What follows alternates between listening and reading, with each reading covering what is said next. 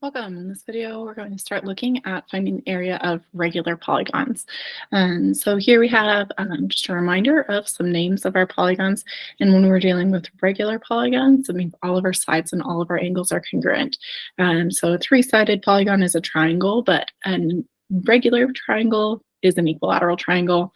Same thing, four-sided is a square. We don't have names for regular of the rest of our polygons. We would just say it's a regular hexagon or a regular nonagon so that we would know. And then it has all of those congruent sides and angles. So when we are finding the area of regular polygon, we're going to look at two methods today, and really they're utilizing the same things. It's just kind of two different ways to think about it.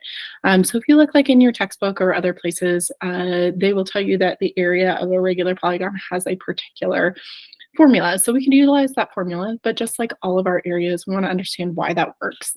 So we're going to look at those as our two different methods. But before we get there, we need a few vocabulary things. So come all the way down here to apothegm, and the apothegm is the distance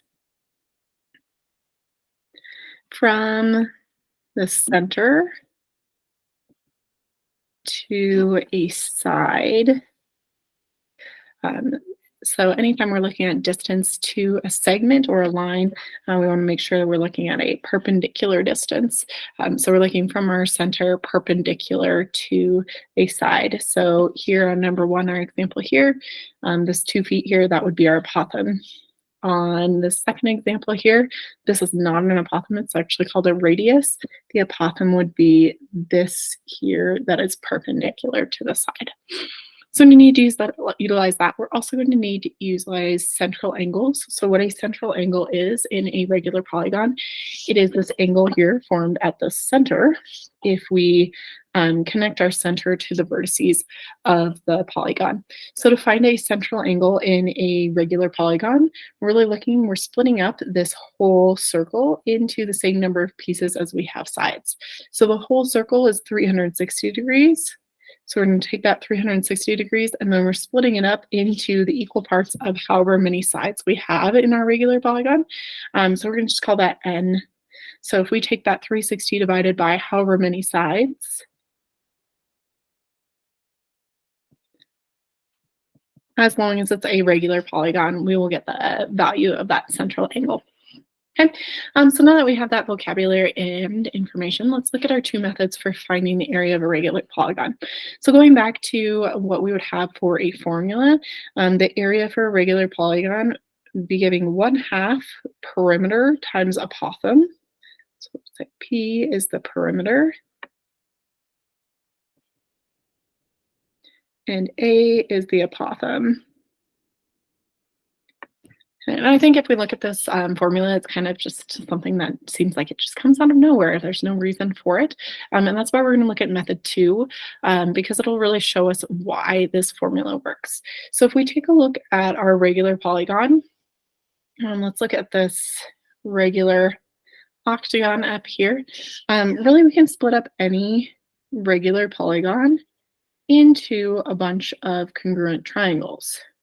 So if we look at these triangles here, if we find the area of one of those triangles, we could then just multiply it by the number of sides. So if you look at that triangle there, the base of the triangle is the side length of your polygon, and the height of that triangle is the apothegm. So we could also think of it as just a triangle, 1/2 base times height, right? That's the base and height of your triangle.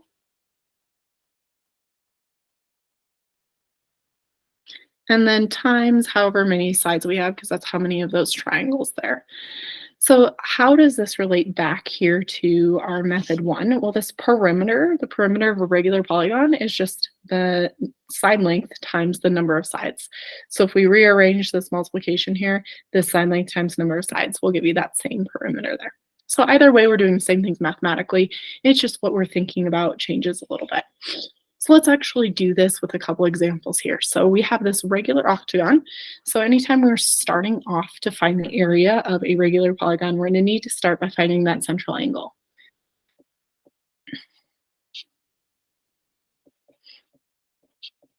So So to find our central angle, we're going to use that 360 divided by our number of sides, which in this case is 8. 360 divided by 8 is 45. Okay? And that's this whole angle here. However, we're missing some sides of these triangles. So we're going to use our right triangle trig by splitting this triangle in half. So we're actually going to end up taking that 45 and dividing it by 2 again to get an angle in the right triangle that we're looking at. So this is this little right triangle right here. All right. They told us that our apothem here is 2 feet.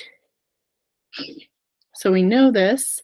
We're missing this base of my triangle. That's what we need to find. So we just found that this angle here is 22.5. So we're going to utilize our trig to say, okay, I want the opposite. I know the adjacent, so that's tangent. Tangent of 22.5 equals, we'll call this x, opposite over adjacent. And then we're just solving for that x. So we get x is equal to 2 times the tangent of 22.5. We can utilize our calculator to figure out what that approximately is. And we get it's about 0.828, blah, blah, blah. Okay, I'm just going to utilize that exact answer in my calculator here. Okay, so now we're looking at finding the area of one of these triangles. So we're going to have 1/2 base times height. So we could double this x because really that's what we're looking for. We're looking for this triangle here. Or you could say, oh, that's already half of the base, right? So we want half of base times height. Well, x is half of the base. So I could just say that x times the height will give me the area of that triangle. So this is half of the base times the height. The area of one of those triangles is 1.656, blah, blah, blah. And we have 8 of those. We're just going to need to take that area times 8. 13.25, approximately 13.25, and our units are square feet. Okay, so we're just utilizing really a triangle and finding that triangle's area and then multiplying it by the number of sides that we have. So it's not really a new formula. If you want to memorize and utilize this 1/2 perimeter times the apothem, you definitely can, but really all we're doing is finding the area of those triangles. So let's try another one here, finding the area of this triangle, and we can use the half base times height for triangles, but this is an equilateral triangle. So we can also use our regular polygon strategies here. So we're going to be looking at finding the area of this triangle here, of which there are 3 in our triangle. So we know this piece, which is that radius here. We really need to know the apothem and the side length. So again, we're going to find our central angle. 360 divided by 3 is 120, but we want this angle. So we divide that by 2 and we get 60. That's wonderful because that means it's a 30, 60, 90 triangle. So we could use sine, cosine, tangent, or we could say this is a 30, 60, 90 triangle. This is the hypotenuse. So to get back to the short leg, it's half of the hypotenuse. So my apothem here is 2.5. And we'll call this guy x again, just for simplicity. X is that 2.5 times the square root of 3. And again, you can use sine and cosine tangent there as well, if you'd like. Or you can just utilize your 30, 60, 90 triangles. So here, again, we could double this to get the whole side. Or we could say this is, right here, half of the base of that triangle. So we have 2.5 root 3, which is half of the base, times the height. That's one of these triangles, and we need 3 of them. Then we can utilize our calculator to say 2.5 square root of 3 times 2.5 times 3.